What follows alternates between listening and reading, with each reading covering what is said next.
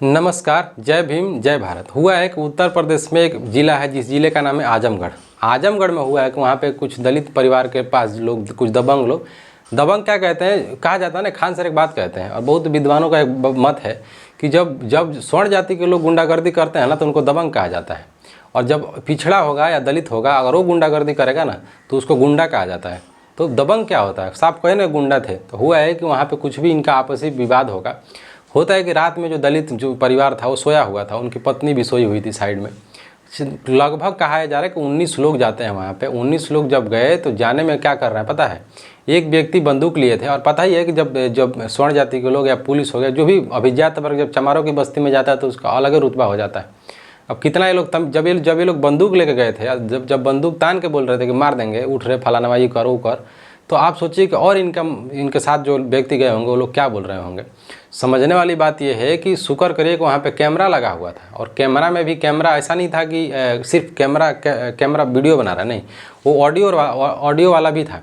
ये लोग अपने जानने में वहाँ पे कोई सबूत छोड़ के नहीं आए थे, लेकिन हुआ है कि वहाँ पे सीसीटीवी कैमरा लगा हुआ था। उस कैमरे में सब कुछ रिकॉर्ड हो रहा था। वो सारा रिकॉर्डिंग पुलिस के पास चला गया है। अब कुछ लोग का मानना है कि दलित जो होते हैं, जो चमार जो जातियाँ हैं, पासवान जो जातियाँ हैं, लोग जो SC/SC एक्ट है, जिसको हरिजन एक्ट का में बार प्रसिद्ध किया गया है, वो जानबूझ के लोग लगा देते हैं। आप बताइए, आपके घर पे 5 लोग गए बंदूक लेके, 19 लोग, अब उसमें उस व्यक्ति का क्या गलती है? अब उस पर SC/SC एक्ट नहीं लगा तो क्या लगाएगा? तो हुआ जो भी इनका आपसी विवाद होगा, यहाँ पे कुछ लोग गए, पूरा देर तक तांडव चला, पूरा देर तक वहाँ पे चल रहा था अपना सिस्टम जो भी था।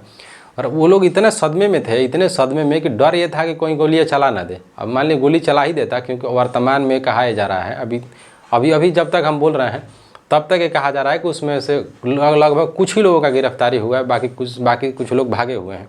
तो आप सोचिए, आज़ाद भारत में एक बंदूक पे कहानी है कि एक बहुत बड़े नेता हुए बिहार के, जिनका नाम है कर्पूरी ठाकुर। कर्पूरी ठाकुर जो थे पिछड़े नेता थे, वो नाई समाज से आते थे। तो कर्पूरी ठाकुर के बारे में तो बहुत गालियाँ दी जाती थी। कर्पूरी ठाकुर कहते थे कि ये कर्पूरी ठाकुर के ऊपर आरक्षण पे गाली बनाई गई थी। कहा जाता कि ये आरक्षण कहाँ से आई, कर्पूरिया के माई, ऐसा करके गाली दिया जाता था।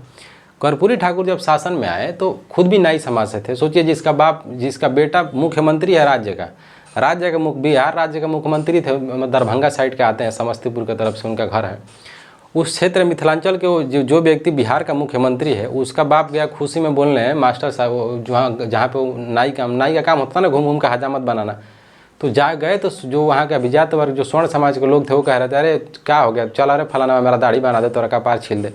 सोचिए, इतना बड़ा जाति होता है, जिसका बेटा राज्य का मुख्यमंत्री हो, उसके बाप से लोग बोल रहे थे उस समय भी, ए फलाना में आज हमारा घर दाढ़ी बना के हमारे सेविंग करेगा बा।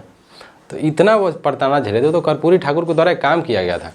कर्पूरी ठाकुर कहते हैं, स्पेशली जो असला होता है, आर्म्स जिसको कहा जाता है अंग्रेजी में, बंदूक जो होता है, कहते थे कि किसी एक विशेष घर में बंदूक क्यों दिया जाएगा। वो लाइसेंस जब शासन में जब आए तो लाइसेंस ज़्यादा से ज़्यादा दलित पिछड़ों को लाइसेंस देते हैं बंदूक का। अब आप कहेंगे ये बात गलत है। कर्पूरी ठाकुर यही कह रहे हैं कि जब बंदूक से आपको खतरा है तो क्या हमको खतरा नहीं है? तो बंदूकों का लाइसेंस दिए। कहा जाता है कि स्पेशली उत्तर भारत में जो शैक्षणिक जो मिलता है रिजर्वेशन, उसके जनक माने जाते हैं।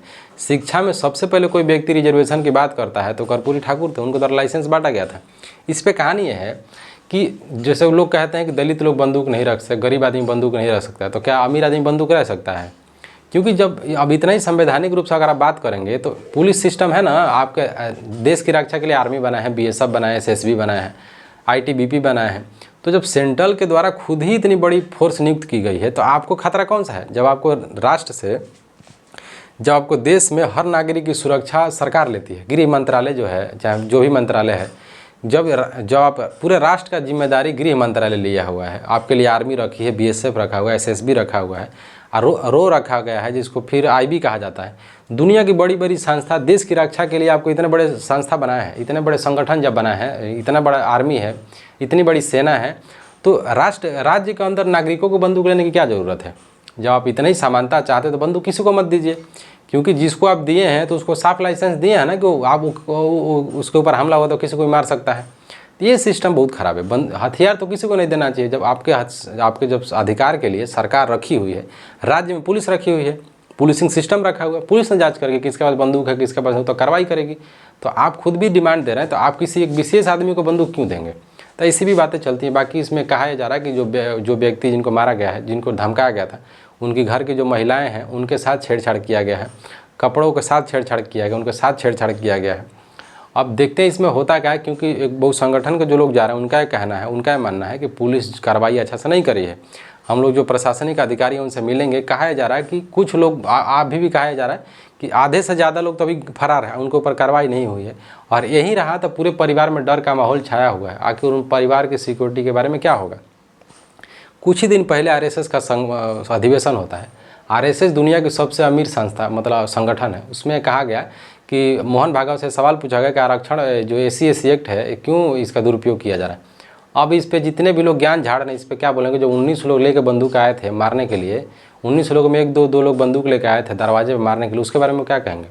जब तक जातिगत उत्पीड़न रहेगी तब तक SC/SC एक्ट रहेगा। SC/SC एक्ट इसीलिए हटाने के लिए कहा जा रहा है कि कोनो चमड़ा को रोड पर पकड़ के 4 चप्पल मार देंगे, भंगी को मार देंगे, दुसाध को मार देंगे। और क्या आपको प्रॉब्लम है। जब आप गलती करे नहीं रहे हैं तो आपको क्या प्रॉब्लम है। क्या आपको लगता है कि गांव में चमार जो भी जिनके पास अधिकार मिला हुआ है SC/SC एक्ट का, वो जा रहा होगा कॉलर पकड़ के लगा देता होगा SC/SC एक्ट, ज़बरदस्ती मार के उनको घर में घुस जाता होगा, मारता होगा, केस लगा देता होगा। आप ज़्यादा समझदार हैं सुप्रीम कोर्ट से। सुप्रीम कोर्ट का खुद का आदेश है। सुप्रीम कोर्ट जब आंदोलन हुआ था SC/SC एक्ट के खिलाफ, जब उसमें कुछ लोग मारे भी गए थे, दलित समुदाय के लगभग 12 लोग मारे गए थे। जब आंदोलन हुआ तो इसमें सुप्रीम कोर्ट का खुद का आदेश था कि इसको और अच्छा से इम्प्लीमेंट किया जाए, इसमें और सुधार किया जाए। तो न्यायपालिका से हम लोग ज़्यादा सलाह चलाक नहीं है। और कहा जाता है कि किंग डज नॉट रॉन्ग, राजा कभी गलत नहीं हो सकता। राजा कौन, सदन कभी, संसद कभी गलत नहीं हो सकती। जिस दिन खराब होगा उस दिन सबसे पहले सदन हटाएगी। क्योंकि बहुत से ऐसे जो नेशनल सिक्योरिटी का जो एक्ट था उसको हटाया गया है। टाडा हो गया, पोटा हो गया, बहुत से ऐसे टेररिस्ट से रिलेटेड जो एक्ट लाया गया था उसको हटाया गया था। तो न्यायपालिका से ज़्यादा हम लोग चालाक नहीं है और विधायिका से। बाकी देखते हैं। जय भीम, जय भारत।